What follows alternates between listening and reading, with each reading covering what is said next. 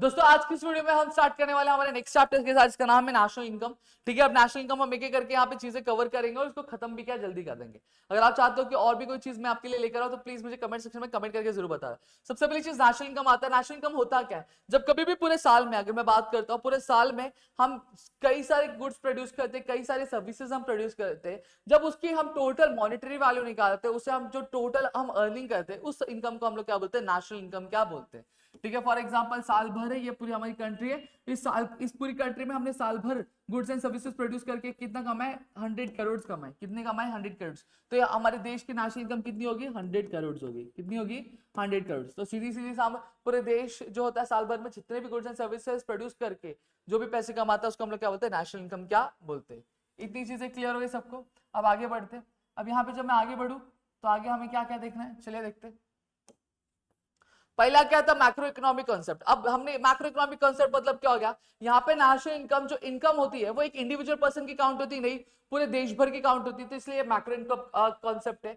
साथ ही साथ अगर मैं बात करूं, ये क्या है? फ्लो कॉन्सेप्ट है। ये कहीं ना कहीं जो नेशनल इनकम वाला कॉन्सेप्ट है ये हमें ये बतलाता है कि जो गुड्स एंड सर्विसेज है वो किस तरीके से क्या फ्लो हो रही है, किस तरीके से प्रोड्यूस हो रही है, किस तरीके से प्रोड्यूस होने के बाद डिस्ट्रीब्यूट होती है, कंज्यूम होती है उसको, इसलिए इसको क्या बोला जाता है? Flow concept.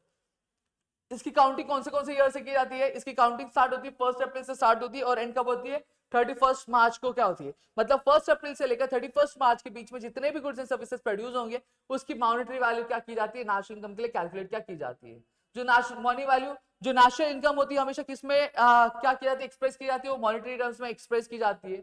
जो वैल्यू होती है value of only goods and services, यहाँ पे क्या किया जाता है? नेशनल इनकम में हमेशा जो वैल्यू होती है गुड्स एंड सर्विसेज की, कौन से गुड्स एंड सर्विसेज की काउंट की जाती है? हमेशा जो फाइनल गुड्स एंड सर्विसेज की कैलकुलेट की जाती है। फाइनल गुड्स मतलब एक ऐसे गुड्स जो डायरेक्टली कंज्यूमर यूज कर सकता है, उसकी ही वैल्यू क्या कैलकुलेट की जाती है।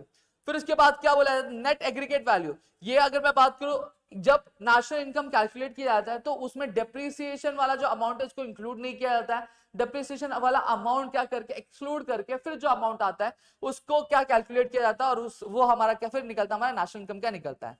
Net income from the abroad. Net income from the abroad मतलब क्या होता है? अब यहाँ पे क्या किया जाता है? जितने भी एक्सपोर्ट किए जाते हैं और जितने भी इंपोर्ट किए जाते हैं, अब एक्सपोर्ट में से जितने भी इंपोर्ट्स किए जाते हैं उन सभी को माइनस करने के बाद जो अमाउंट बचता है, ठीक है, उस अमाउंट को क्या किया जाता है? हमारा नेशनल इनकम में क्या कैलकुलेट किया जाता है, उसको हमें हमारे नेशनल इनकम में इंक्लूड किया जाता है। इतनी चीजें क्लियर हो गई। फिर क्या आता है? हमारा circular flow of national income.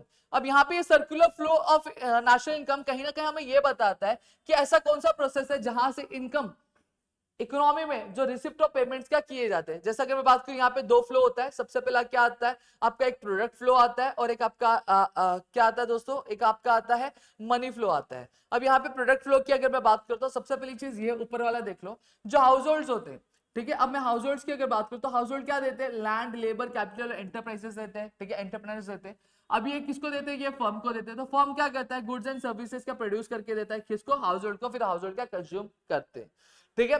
अब फर्म को जो अब फर्म क्या करता है? अब हाउस होल्ड क्या करता है? लैंड, लेबर, कैपिटल, एंटरप्रेन्योर क्या देता है? फर्म को। तो उसके बदले कंपनी क्या करती है? कंपनी उनको लैंड के बदले क्या देती है? लैंड के बदले रेंट देती है। लेबर के बदले क्या देती है? वेजेस देती है, ठीक है। कैपिटल के बदले इंटरेस्ट देती है और एंटरप्रेन्योर के बदले क्या देती है? प्रॉफिट देती है। तो ये पैसे किसके पास जाते हैं? हाउस होल्ड के पास जाते हैं। फिर हाउस होल्ड इन्हीं पैसे से क्या करता है? गुड्स एंड सर्विसेज क्या करता है? कंज्यूम करता है। फिर ये गुड्स एंड सर्विसेज आगे चल के गुड्स एंड सर्विसेज के जो पैसे होते हैं किसको मिलते हैं? फर्म पे मिलते हैं। तो ये कहीं ना कहीं हमें दिखलाता है कि किस तरीके से हर एक जो चीज होती है वो एक दूसरे से रिलेटेड है। किस तरीके से जो पैसा है वो एक इंसान से निकल के दूसरे इंसान, फिर दूसरे इंसान से वापस से उस पर्टिकुलर इंसान तक क्या पहुंचता है, इसको हम लोग क्या बोलते हैं? सर्कुलर फ्लो बोलते हैं। फिर different concept of the national income. National income के अलग अलग कंसेप्ट क्या? जीडीपी क्या होता है? Gross domestic product. मतलब क्या बोला गया है? बोला ये क्या गया है कि पूरे साल भर में, ये हमारी कंट्री है, ठीक है, इस हमारी कंट्री में पूरे साल भर में जितने भी गुड्स एंड सर्विसेज प्रोड्यूस किए जाते हैं उसकी जो मॉनेटरी वैल्यू होती है उसको हम लोग क्या बोलते हैं? जीडीपी बोलते हैं। क्या बोलते हैं? जीडीपी बोलते हैं। क्लियर हो गया? जीएनपी मतलब क्या होता है? सॉरी, एनडीपी है। क्या ये होता है? Net domestic product. मतलब पूरे साल भर में जितने भी गुड्स एंड सर्विसेज प्रोड्यूस किए जाते हैं, for example goods and services 100 crore के क्या प्रोड्यूस किए जा रहे हैं, उस 100 करोड़ में से जब हम क्या करते हैं? डेप्रिसिएशन की वैल्यू निकाल देते हैं। डेप्रिसिएशन फॉर एग्जांपल 200 करोड़ हुआ, सॉरी 200 करोड़ बोलो, 20 करोड़ हुआ, तो कितना कितना हमारा नेट वैल्यू आया? हमारा आया 80 करोड़ हमारा नेट वैल्यू आया। तो इसको हम लोग क्या बोलते हैं, एनडीपी बोलते हैं, नेट डोमेस्टिक प्रोडक्ट। मतलब पूरे साल भर में गुड्स, जितने भी गुड्स एंड सर्विसेज प्रोड्यूस हो रहे हैं, ठीक है, उसमें से हम क्या करते हैं, जब डेप्रिसिएशन की वैल्यू को एक्सक्लूड कर देते हैं, फिर उसके बाद जो वैल्यू आती है उसको हम लोग क्या बोलते हैं, NDP, that is net domestic product. फिर क्या आता है, gross national product. It means the gross value of final goods and services produce annually in a country which is estimated according to price prevailing the market. मतलब सीधी सादी बात करूं कि देखो जीडीपी में हम क्या कर रहे थे, जीडीपी में बेसिकली हम ये कर रहे थे कि पूरे साल भर में कंट्री में जितने भी गुड्स एंड सर्विसेज प्रोड्यूस किए जा रहे थे उसकी वैल्यू हम कैलकुलेट कर रहे थे। लेकिन जब मैं जीएनपी की बात करता हूं, यानी ग्रॉस नेशनल प्रोडक्ट की बात करता हूं, तो यहाँ पे इसका मतलब ये रहता है, इसका मोटिव ये रहता है कि पूरे साल भर में हम जितने गुड्स एंड सर्विसेज प्रोड्यूस करें उसको तो कैलकुलेट करना ही है, लेकिन साथ ही साथ उसके अलावा हम जितने भी गुड्स जो है एक्सपोर्ट करें या फिर इंपोर्ट करें, यानी एक्सपोर्ट में से हम जब माइनस करने के बाद, इंपोर्ट माइनस करने के बाद जो वैल्यू आती है, जैसे फॉर एग्जांपल 100 सीआर्स का हमने एक्सपोर्ट किया, 20 सीआर्स का हमने क्या किया, इंपोर्ट किया, तो बचा कितना, 80 करोड़ का हमने टोटल क्या मुनाफा, टोटल रेवेन्यू क्या जनरेट किया। तो उसको भी जब हम हमारे डोमेस्टिक प्रोडक्ट, मतलब पूरे साल में जितने भी गुड्स एंड सर्विसेज प्रोडक्ट थे हमारी कंट्री में, यानी 100 करोड़ के हुए थे, ठीक है, उसमें जब हम फॉरेन इनकम को भी हम लोग क्या इंक्लूड कर देते हैं, फिर जो वैल्यू आती है, जैसे फॉर एग्जांपल 180 करोड़ आ रहा है, तो ये हमारा क्या होता है, ग्रॉस नेशनल प्रोडक्ट क्या होता है।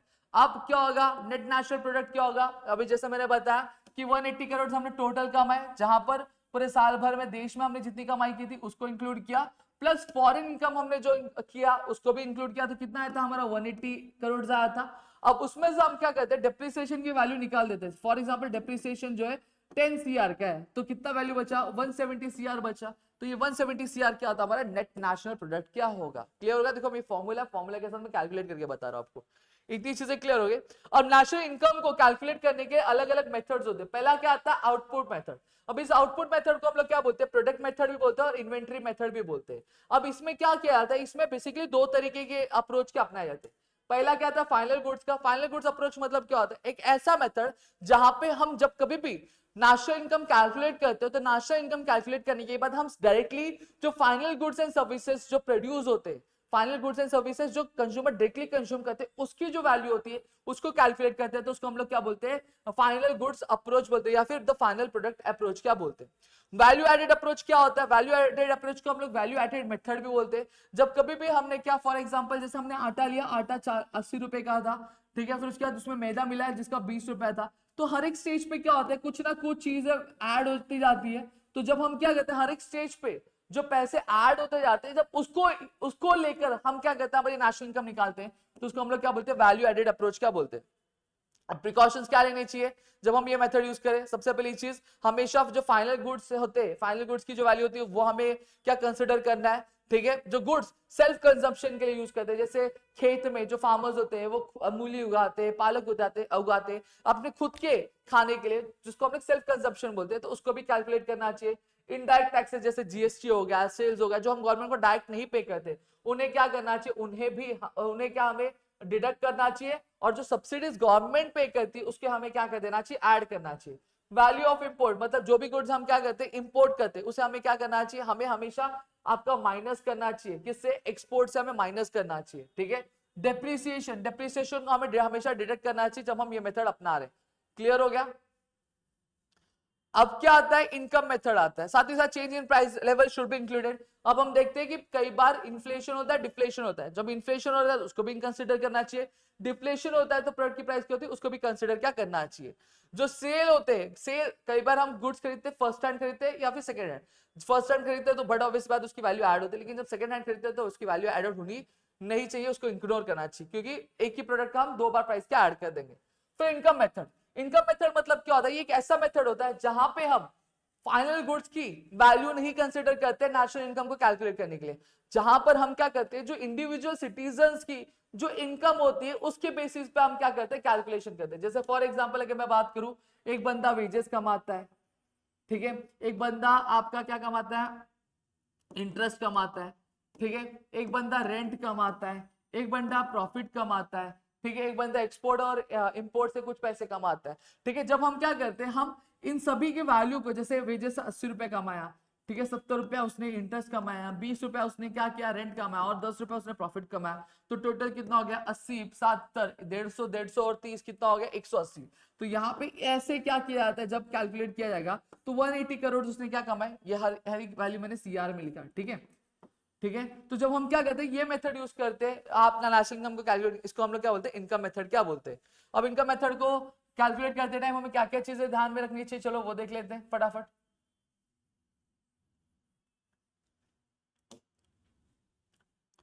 ठीक है, क्या बोला है, जो ट्रांसफर ऑफ पेमेंट इग्नोर करना चाहिए, इग्नोर करना चाहिए मतलब जब कभी भी हम क्या करते हैं, हम एक अकाउंट से दूसरे अकाउंट में पैसे ट्रांसफर करें, या एक अकाउंट से दूसरे अकाउंट में, मतलब जब कभी हम क्या करें, हम गुड्स और सर्विसेज क्या गेन करने के लिए हम जो एक वेजेस वाला बंदा क्या कर रहा है, दूसरे पर्टिकुलर पर्सन के अकाउंट में पैसे ट्रांसफर कर रहा है, तो उसको हमें क्या करना चाहिए, इग्नोर करना चाहिए।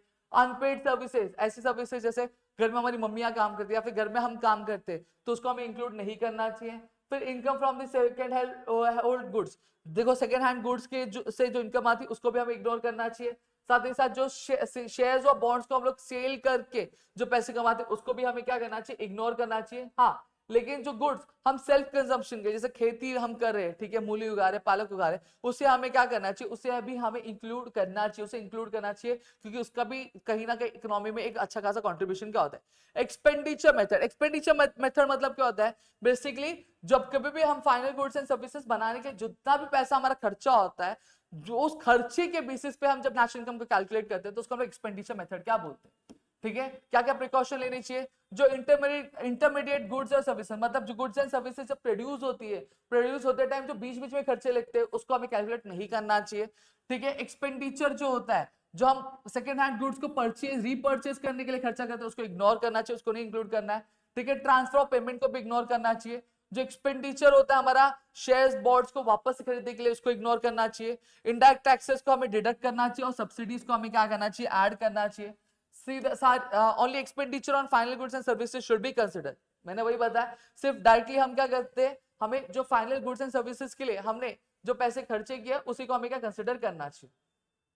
अब क्या क्या डिफिकल्टीज आती है आपकी नेशनल इनकम और आपके प्रैक्टिकल डिफिकल्टीज क्या आती है, स्टैटिस्टिकल डिफिकल्टीज, वो चीज हम लोग यहाँ पे देखने वाले। सबसे पहली चीज, ट्रांसफर ऑफ पेमेंट को हम इंक्लूड नहीं करते।